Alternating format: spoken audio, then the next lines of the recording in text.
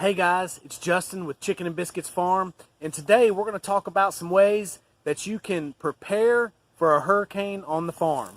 Stay tuned. Alright guys, look, it's Wednesday, the day before Hurricane Laura is supposed to make landfall in Texas and Louisiana. And we are quite a ways inland. We are in northwest Louisiana in a little town called Houghton. A lot of other people call it God's country.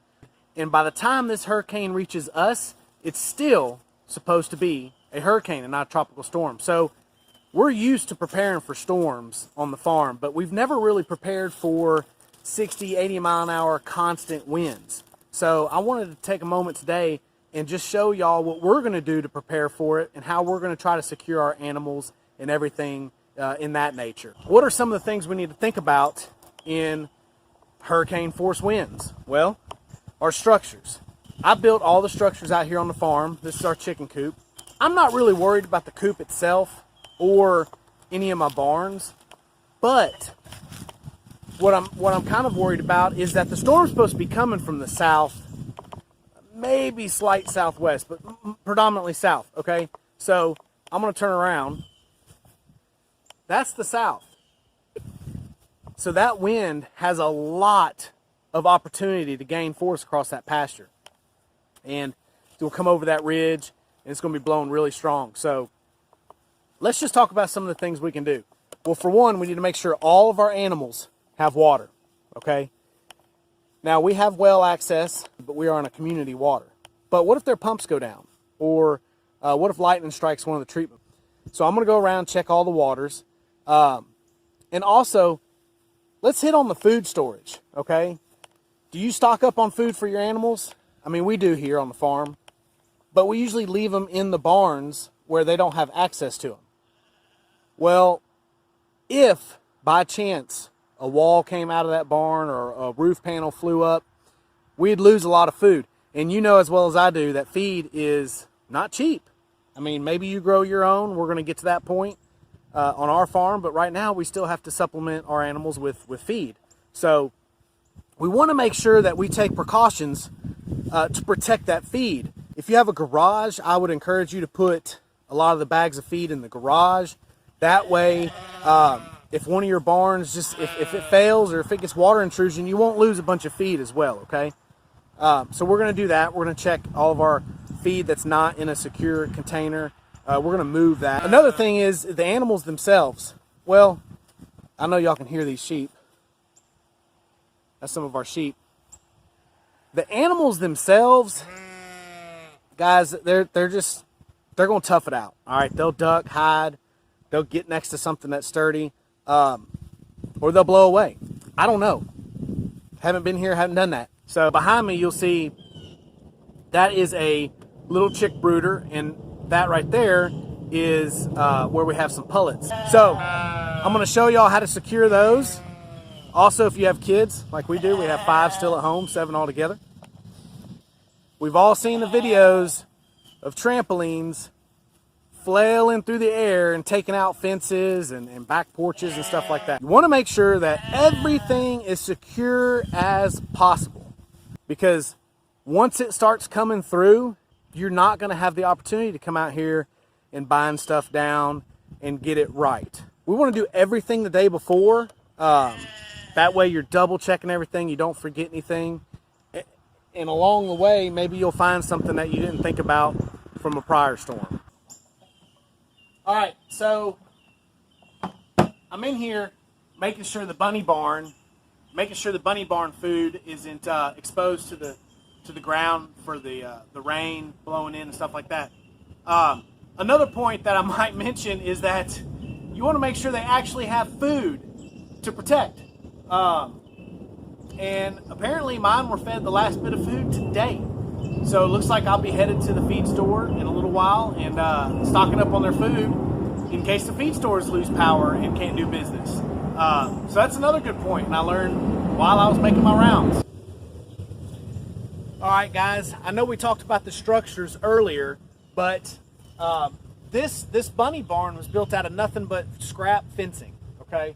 The inside is framed up with some poles sunk into the ground, and the roof's metal. But so what I did on the southern facing side of the bunny barn is I put these window covers that go down like this, okay? So tomorrow when the storm blows through, the southern wind is going to hit this side of the barn, and it's going to repel a lot of the wind and a lot of the rain from getting into those bunnies, okay? And they're pretty resilient, they're pretty hardy, but we want to, like I said, we want to take every precaution that we can to keep these animals alive. You don't necessarily get reimbursed for a very, very small farm like we are. So we want to retain as many animals as we have. We want to take care of them, and we're raising them. So that's another aspect. Make sure these are down. If you have some kind of a shutter system, some kind of a window system, make sure they're down, okay?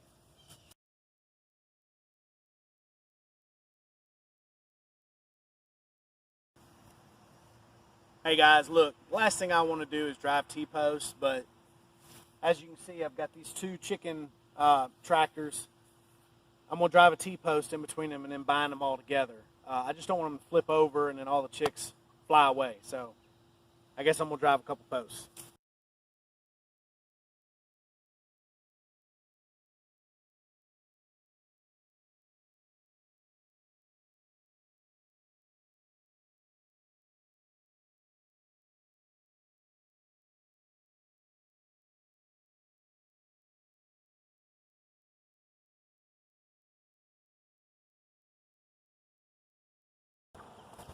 All right, so I've got both of these lashed together with two T-posts in the ground, and I think these chickens will be all right.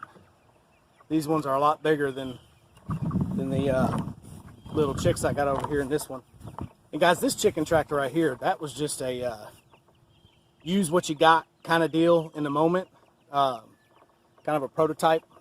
So I think the chickens are taken care of, the chicks are taken care of, the pullets are taken care of, the rabbits are taken care of. So let's talk about the garden. All right, here, our garden, of course, we've ripped a lot of it up already. That was all squash and zucchini. It's already done. There's not a whole lot you can do about your plants not being blown over, but you can come out the day before and pick everything that you think you might lose. So like we've got a ton of bell peppers right there. You can see Kayla, my wife, she's picking a bunch of bell peppers. Just try to get everything off the plants. It reduces the weight, all right? And if it blows over and you can't get out to it in a couple days, it'll be bad by the time you get out there. So we have a lot of tomatoes left. So we're just gonna pick as many peppers as we can, a lot of bell peppers, a lot of jalapenos, and go ahead and put those up inside.